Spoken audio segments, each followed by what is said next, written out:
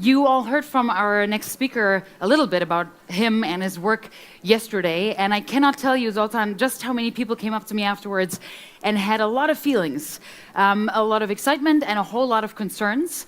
So I'll have you know right now that I will begin this conversation, but I will turn it over relatively soon to you as well, because I know there's a whole lot of feeling in the audience about this.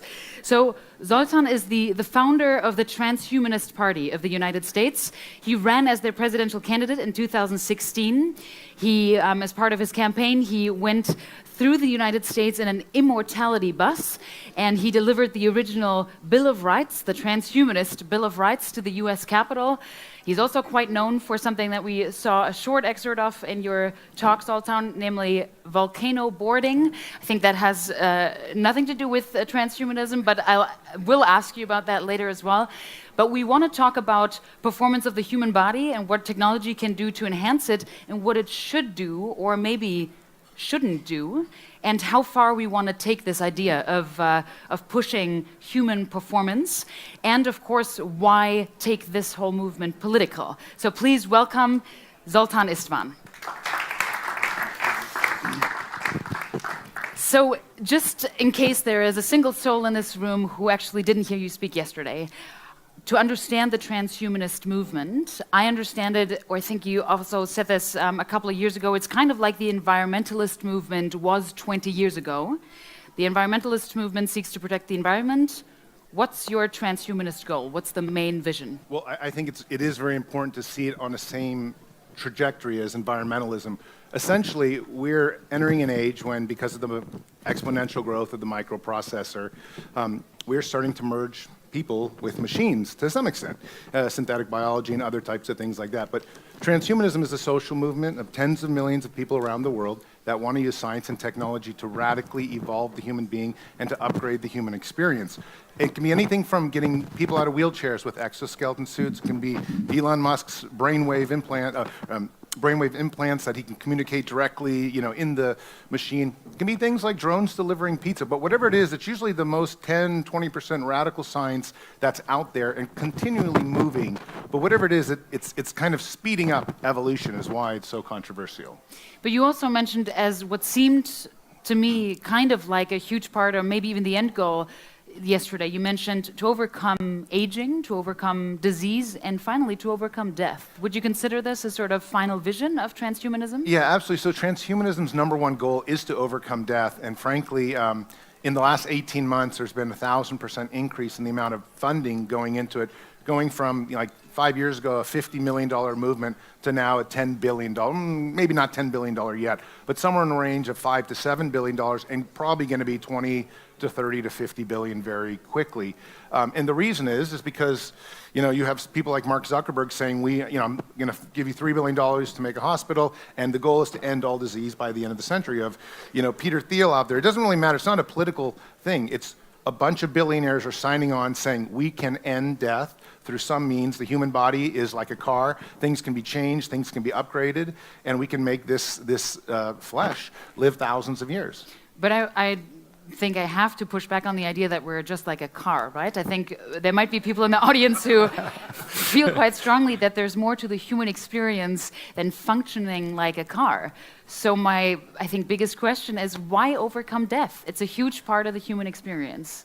Well, I mean, that's a very valid question. Most transhumanists would say, so first off, I think the big thing about transhumanism, and not to give it a bad name, but it's a very secular movement. This is a group of people that don't believe in an afterlife or don't trust the idea of an afterlife, and so therefore they want to make it so that they don't have to die and become food for worms or just stardust or whatever else happens. So broadly speaking, it's a secular movement. But I think beyond that is this idea that if they don't believe in an afterlife, they do love life. I mean, I think that's the core of transhumanism, is that we are people that love life and we refuse to accept that the specter of death haunts us, that we have to lose children to leukemia, that we have to lose our parents, that we have to lose spouses and things like this. Nobody wants to accept death. And, some of the people that are in it right now, and mostly engineers, scientists, academics, they're just people who think we can tinker enough with the human body and overcome this. And I mean, there's a myriad of ways that you can do it as well. It's not just one way, or overcoming aging or whatnot. So we have this huge bunch of people, especially where I'm from in Silicon Valley, that are now pushing for it. I mean, Google is, Google owns the largest life extension company in the world called Calico. And I think they've recently upped their funding to $3 billion. And so it's not just, some fringe movement. It was a fringe movement maybe 7 years ago. All of a sudden, it's grown into this thing where everybody's hearing about it all the time, and the amount of funding going into it is just exploding. So you say you love life. You want it to go on forever. Don't you think it would fundamentally change life and how you feel about it if it had no limitations at all? Well, I think a lot of people tend to think of death in an anthropomorphic sense, which is we are a human being, dying is natural, and that's that's just how it's always been. But I think if you take a step outside of that and say, well, where will technology be in 25 years? Well, almost certainly we'll have brainwave technology that connects all our brains into an AI machine that's probably millions of times smarter than us already. And if that happens, the idea of exploration of the human body, the human experience, is not just going to be limited to the 3 pounds of meat on our head. It's going to be, outer space. It's going to be pure data that floats in the cosmos, organized intelligence, things that are dramatically different in terms of human experience. Why settle with 5 senses? Why not have, hopefully I'm not doing that. Yeah. That's right. Sure. Do you want to try this? Yeah. Can we turn this off? Hello. Yes.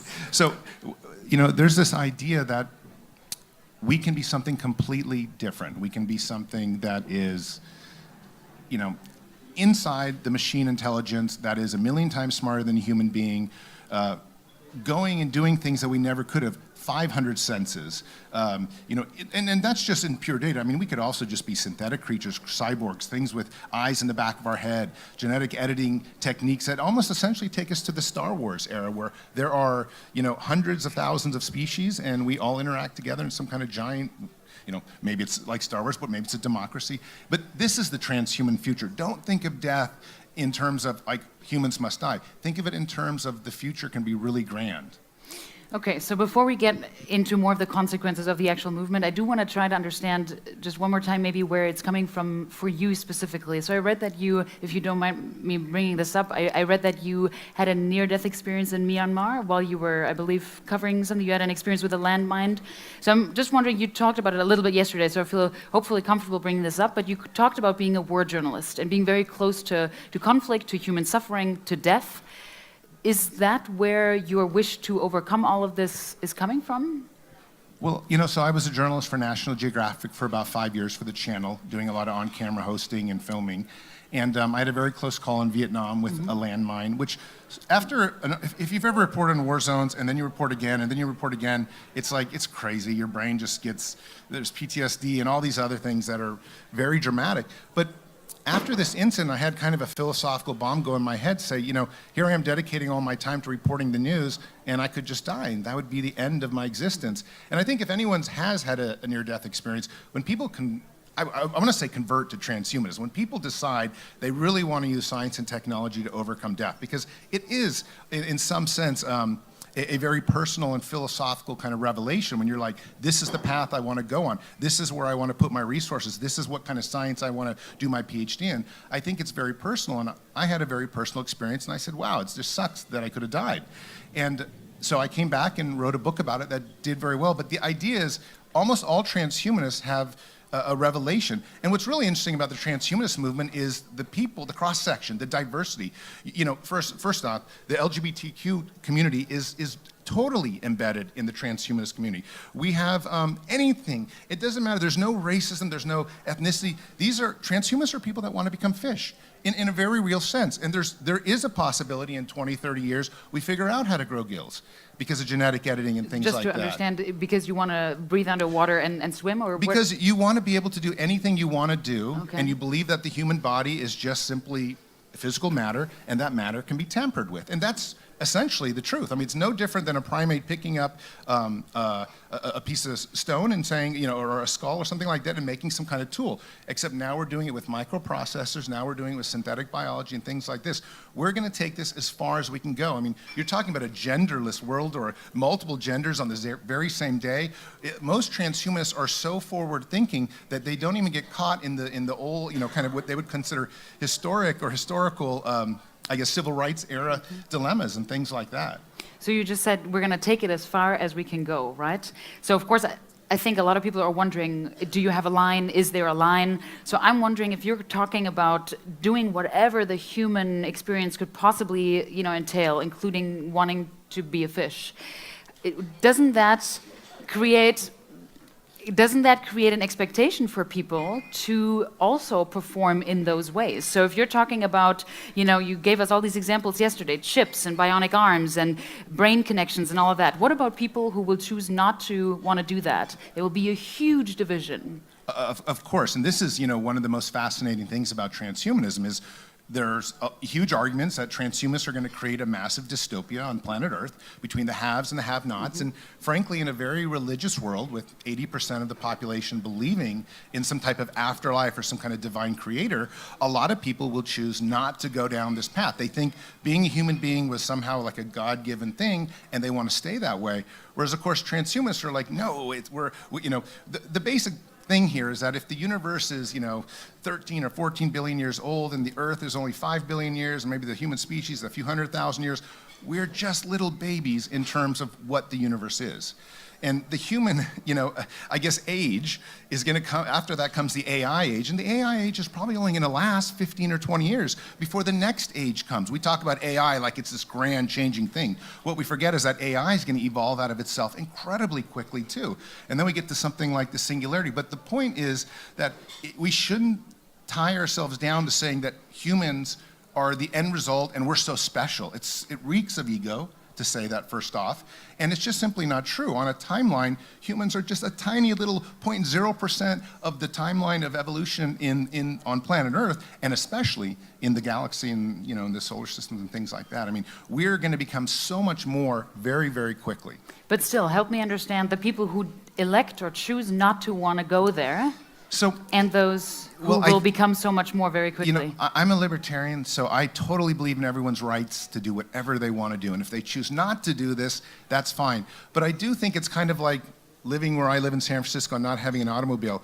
If you choose to do that, it just becomes more difficult to keep up with the rest of the people. Or if you want an executive job and you're not on social media, you simply may not get that job. If you're in construction and so is your neighbor, and your neighbor decides to take on robotic arms that can lift 3 or 4 times and be that much more functional, he's simply, she's simply going to become better at the job and make more money, and that's an advantage. I think in order for all of us to keep up with the age, we have to accept the technologies that come. We have to accept the, whatever types of radical innovations that come. We may be afraid of them. I mean, who in the very beginning, looked at the cell phone and said, oh, I'm never going to use that, and then all of a sudden now we sleep with it by 2 feet from our head every night.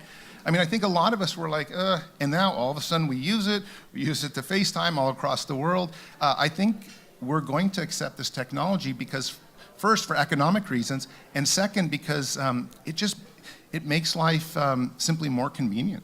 So one part is voluntary acceptance, but then let's talk about the sort of privilege of even being able to choose, right? Affordability, access, you brought up the smartphone. There are still people who cannot afford a smartphone. So I think in the world that you just described, people would have perfect choice, correct? Well, what about the privilege of being able to have a chip and my brain connected and a bionic arm? What do you say to people who cannot even afford, the food for their 3 kids? Well, food and smartphones are different. I mean, almost everybody on planet Earth has some access to phones. In fact, I've been to the villages in Africa, and it's amazing. They don't have clean water, but they have old cell phones. And that is a big dilemma.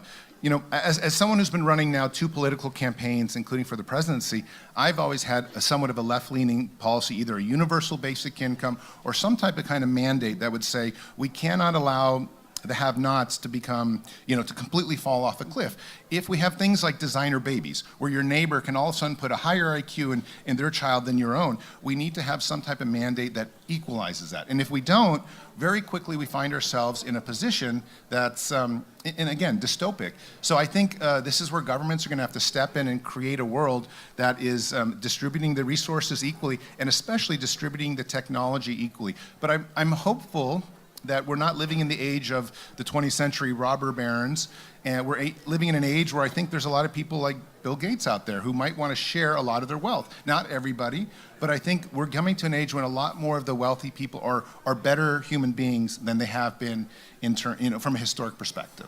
So you brought up running for 2 offices, right? Let's talk about why you took this to a political level. It's one thing to say, this is my sort of, technological passion, this is a movement, but you brought it to a level where you would be deciding policies affecting all Americans and on topics ranging everything from, childcare, financial policies, healthcare. I mean, it's everything. Do you really think technology is the answer to every, pressing human need that a presidential office would have to fulfill?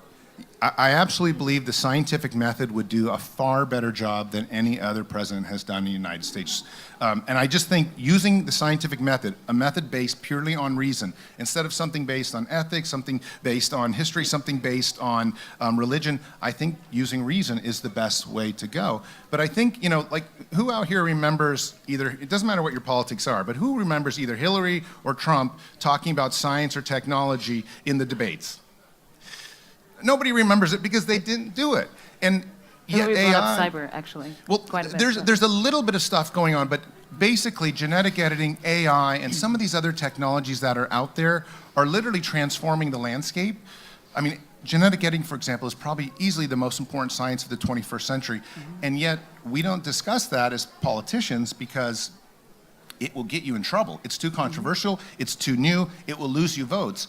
And so you talk about the simple things, taxes and immigrants and walls or whatever it is. But the point is, I went out there in my campaigns and just said up front, this is what we think. Now, I'm not trying to say the Transhumanist Party or my campaign was the right one, but at least we were putting out a totally pro-science message and trying to explore the different avenues of ideas out there and really sticking to a science agenda, something that no other candidate would do. And as a result, the media really took to it. We were one of the most covered presidential campaigns and parties, and it was great because I think really people are interested in these things. They are interested in hearing about these new ideas. They don't just want to hear about foreign policy. They actually want to hear about how we can eradicate cancer, how we can fight diabetes. Let's fight wars against Alzheimer's. These are things that I think resonate with a lot of people, and yet most politicians won't touch the subject. So you just said the scientific method would likely do a better job than, politics, ethics. Than Trump? Than Trump. Okay, I understood you. I believe you said than any other president has ever done before. I did. Okay, which Trump got a laugh for at the United Nations. I don't know if that's the same reaction here, but I want to stick to the ethics point.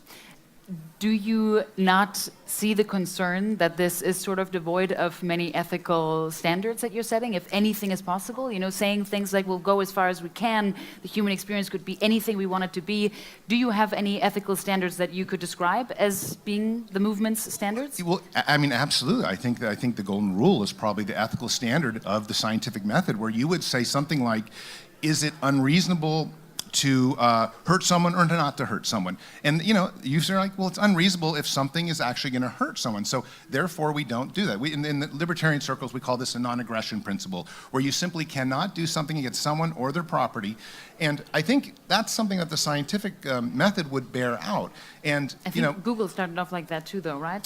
Do no harm. Yes. Don't be evil. That was it. No, and it's true, they did start out like that, and there's some debate on how that's unfolding, but I think generally speaking, that kind of priority and that kind of philosophy is something that would protect the majority of people while also taking us forward. I mean, you have to understand, people are dying, as I mentioned in my speech yesterday, if we can cure aging by the year 2030 versus 2050, we will save 1 billion lives. So Every day in America, 8,000 people die. Every day around the world, about 150,000 people die. So transhumanists are trying to stop that, or at least give people the choice whether they die or not. So there is an urgency from my perspective, especially as someone in the political realm, to stop.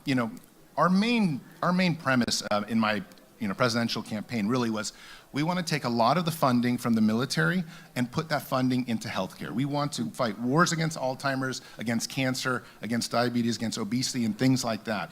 And it was a very simple formula. Right now we spend 20% of America's GDP on military and defense, and less than 2% on science and technology, and we just find that insane. So a lot of this sounds like it's about human performance and optimizing performance. I want to kind of bring this back to the beauty of the House of Beautiful Business, the beauty of the human experience, which I think of as emotions and of spirit. We have an expert on emotions here with us from Harvard. How do you think all of this obsession with enhancement and of technological immersion and melding together, how does that affect your emotional life? Do you foresee the transhumanist movement moving into that realm as well? Well, I think, very soon here, we have numerous companies in California now working on brain implant technology, and it's not just, thinking in the cloud, it's also essentially controlling your emotions potentially with implant technology, making you a better person. Making you love someone, for example? Sure. I mean, we already have some experiments going on where we're putting memories into rats, and this happened last year. So at some point, we're going to be able to do all these different things. And, I think, for example, I have said this before, this is one of my more controversial ideas, but I don't support the death penalty, but I do believe that people on the, death row should have the choice to maybe have their brain altered in such a significant way through implant technology that they would become a nice person. And this is, again, how transhumanists solve things. They look for ways to make more humanitarian decisions, so we're not killing people, but it does require some difficult choices, and that choice might be to change somebody's brain for the better. So what this makes me think, if you're saying, yes, maybe we'll move into the realm of controlling and kind of manipulating what people feel, this makes me think of an app I experienced about 2 years ago at South by Southwest. It was called People Keeper. It was actually started as a sort of art project, I think, to actually just provoke some thoughts. The woman who presented it basically had tried it out for a week, and she had some, sensors on her hand to measure her heart rate and her skin metrics, and basically People Keeper, the app, was telling her how she was feeling during certain interactions with people. And the second step was that People Keeper then recommended certain actions. For example, don't talk to that person again. He makes you angry. Or do you want me to delete this number from your phone? She's not good for you. And so this woman said after a week, the app actually said to her, do not spend any more time with John. It's terrible for you. And she looked at the audience and said, yeah, John's my husband. So we had this moment of laughing and thinking they can't be real, but this was an actual project to sort of show, how far do we want to go. So I'll turn it back to you. Don't you think there is a line of where technology should, help us lead a better life? Is that a better life? I think if the line is always beneficial in optimizing the future, then there's no line. In fact, I would say there's no line whatsoever unless it's actually harming somebody or harming society as a whole. And I think that's generally, where any of this technology goes. We're going to have a very difficult, the philosophical conundrum on the table right now is with driverless cars. We all know that, hundreds of thousands of lives are going to be saved by having driverless cars. But it's going to take 1 or 2 deaths with these driverless cars accidentally that are going to freak us all out. But we have to take a step back and say, that's terrible, but the broad reality is that there's going to be 90% less deaths every year. That's how it works, even if we are emotionally attached to those few people who get killed. And we need to just take a bigger stance with whether it's implants controlling our emotions, implants that are even saying our spouse is wrong for us. Maybe the technology is actually correct in a deeper philosophical sense than we even know. So, I think these are things that we should embrace. And if we find that they don't work for us, if we look at the statistics and they say, yeah, this isn't good, then of course, throw it in the garbage. But broadly speaking, science and technology have been helping humanity again and again and again and raising the standard of living, prosperity, happiness, and all these other things. So I think it has a very good background right now to trust radical science and technology. So I want to open it up to the audience, but one more question to understand the international context here. So you mentioned that you think after the age of AI, there'll obviously be another age and then another age, and there'll be, hypes and developments and advancements. But for now, I'm assuming that whoever gets AI right first will have a huge advantage globally, right? As a nation, as various companies. So there are various forms of AI coming up in China. It's more about state control and lots of facial recognition and a national score. And in America, we have a lot of companies with a whole lot of platform power. Where do you see the race being won? Where is your bet right now on a global level? Well, to begin with, I have gone on the record, and I'll say it again, that if you need to basically almost bankrupt a democratic nation to make sure that it wins the AI race, it better do so, even if it's America, because nothing is going to be more dangerous in the future than having AI fall into the wrong hands. And I do some consulting with the U.S. military, and this is something that has become aware a lot of places now as people realize this is no longer just some kind of fun game. This is going to be like an arms race, and there's going to be a Manhattan Project, and there's going to be all sorts of things where we actually say, we better win this thing. But I think ultimately speaking, with AI and some of the ideas out there, we need to make sure that it comes in a way that's ethical, in a way that doesn't disturb too many people's lives, and also that I think, we don't want everything in the military's hands. So ultimately, that's a very tough question to answer because it probably is going to end up in the military's hands, and it's probably going to end up being some type of national security thing. But if it doesn't end up the right way, wow, we're talking about catastrophe on many different levels. And on that happy note, I would love to just hand it over to you and see if you can end on a happier note. So do we have another handheld mic? Because I just gave that to him. Or would you like to start off maybe... I'm sure yeah, I can repeat the question too. Yes, wonderful. My question is about risks, because there are so many different technologies that need to be developed. Like let's say we manage to extend life. Instead of living 7.6 billion people on Earth now, let's say we have 15 billion people. So by that time, we have to have found solutions to the resource problem, right? Food resource. And also we have to make people nice, as you said. What if these don't work and the extension solution works? Then if we have 15 billion people and we don't have food, or 15 billion angry people? Well, I think, the first thing is, when you talk about 15 billion, you're talking about at least a generation, probably two. And within 2 generations, the amount of intelligent AI we'll have on the planet will be far superior than us. We'll also have all the genetic editing technologies and things like that. And most transhumanists are willing to literally transfer their consciousness and all these other things into robotics. And so I don't know if we're going to, in 2 generations' time, if people are going to be eating in the same way they do.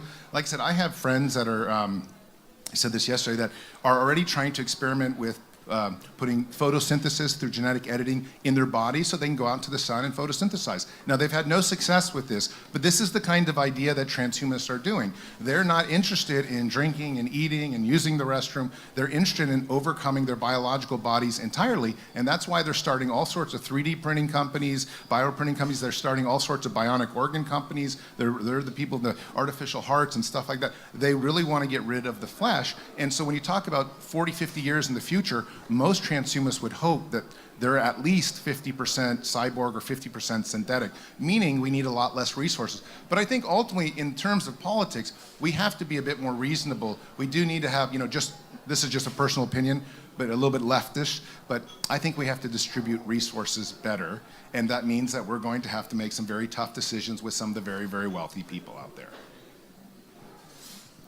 Hi, I'm Jessa. Yeah. I've spent a bunch of my career working on various sleep alternatives, so ways to reduce or eliminate the human need for sleep. And so I always saw that as a sort of a way to expand the waking lifespan and a really kind of low-hanging fruit in the longevity quest. But I was always curious about why that sort of idea never had any uptake with the transhumanists. It's not on those sorts of platforms. Yeah, sorry. Well, I'm just so excited because go just type in the quote, sleeping is a disease. I wrote an article for Vice saying that those exact words. Okay, let's talk. So it's been a huge thing for me. Most transhumanists despise sleeping. We sleep a third of our lives. It's almost like being dead. And so there are huge amounts of companies out there, in fact, I'm invested in one, that is trying to stop sleep through different types of devices. And through different types. The military's been using different types of drugs, but actually it's the devices that I think, and there's a couple that are now FDA approved already, that people are trying to make it less and less. And there's a hope that maybe within 10 or 15 years, some of these companies might get us down to 3 hours, which would be a lot better than the 6 to 7. But most transhumanists would say what I would say, that sleeping is a disease that needs to be cured. Yeah, we need aerial refueling. Exactly. I mean, we don't want to spend a third of our lives. The way to really live a lot better and be, I think, more efficient in terms of some of the goals is to get rid of sleeping. Okay, so there is traction then. All right. Yes. I promise you, every one of I us didn't loved experience it. Okay, let's go for McLaren, and then please put up your hand so that we can. Yeah. Okay. Oh, yeah. Hi Zoltan, my name's McLaren, and I wanted to take a quick moment to say thank you so much for being so willing to sit with people and talk with them about your perspective. I think it's quite a different one for a lot of people who are here, and especially for myself. So I've really appreciated how willing you are to hear and explain your perspective. To that end, I'm listening to you speak, and I also saw you speak yesterday, and I hear a lot about living longer and impacting humans at a society level. And when we talk, and in your speech about transhumanism, I'm very curious about where you see community in this long life, right? I've heard you just talk a lot about corporations. I've heard you talk about kind of fortunate and less fortunate. But I guess I'm just not really convinced how a bionic arms race is going to improve mental health or make life more enjoyable to live alone. Well, transhumanists would answer the community thing by saying the hive mind, which is eventually we're going to have either enough implants or headsets, or our phones are much more interconnected to us, where we could then experience something like the House of Beautiful Business from our living rooms, just sitting there and there it's going through us. And I'm not talking virtual reality. I'm thinking about things directly inside our head, either coming directly through robotic eyes or different types of robotic organs that make us even have entire sensations of this entire experience. I mean, music, for example, is just electrical signals in your brain firing. We can stimulate those, we can simulate those, we can do different types of things that make us experience the exact same thing. And community, love, probably not having children or something like that, but I think a lot of the feeling of social acceptance, all those ideas can probably be simulated through different types of firings of the brain that are coming from an outside source.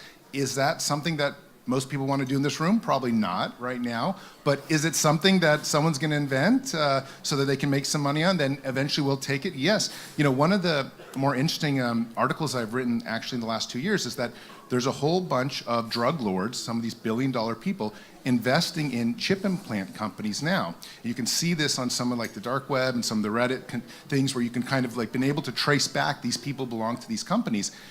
And the drug lords are betting that in 10, 20, 30 years, drugs, highs, are not going to come from plants, but they're going to come from different types of programs that they can download into your brain. In fact, I have, the question of even sending your kids to college if they're young right now is also another fun one to kind of ponder, because if Elon Musk has his way, and he's already said in 3 or 4 years he thinks he'll have some kind of device on the market that connects your brain to the web, when do we start being able to take in knowledge?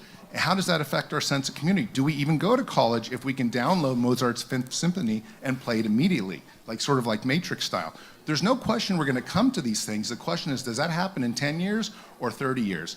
And that's the real question. And I think community is the same thing. Community will be something that is probably contrived through an implant, even if we never see each other for maybe years at a time. I'm not saying it's going to be like that, but I think it's going to be something you can simulate, and it'll be just like I had a virtual reality experience. They did this on film for me, a little bit tricked me, but I've used the newest virtual reality, and they set me up with some woman, and I was supposed to meet her, and I was like, MTV was filming, and it was so real I had to take off the headset. We're coming to, it's not just virtual reality, we're coming to an era when either implant technology or the different types of augmented realities or virtual realities are going to become so real, our entire perception of life is going to change. And we're going to be doing different things like that. And I think taking it for granted that that's reality, or it's at least as important as reality, it's going to change a lot of who we are, sense of community, and especially institutions, marriage, having children, all that stuff might fall away. So we have time for one last question over there. Hello, thank you. I'd like to echo that appreciation as well. Thank you for sharing your ideas, no matter how bold they are. In my opinion, to me, a big portion of what makes life beautiful is that it is finite. It's precious. It grounds us in a sense of appreciation that it will end one day. So in your opinion, in developing these bold ideas, how do you see the definition of a beautiful life evolving if it never ends?